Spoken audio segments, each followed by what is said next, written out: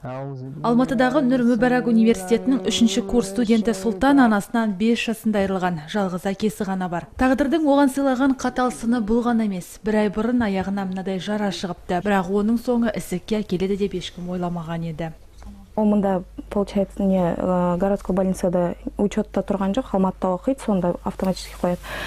Сонда мен жүргем, ана учетқа тұрғызып, не тейін деп, оған дейін қабылдаған жоқ, анда учетқа тұрдыңдар деп.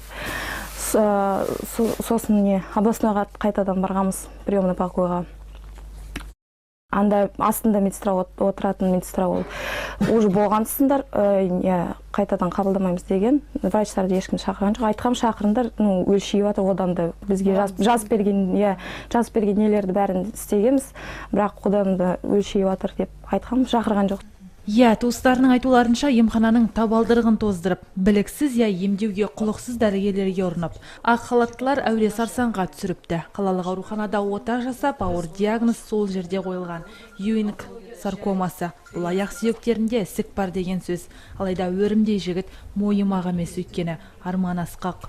Жоспарым сол оқу бітіргеннен кейін қайтады. Жалғастыру оқуны. Сол Стамбулда. Құдай бұйырса. Сол жоспарым тезірек жазылсақ, сол Құдайдан тілейміз.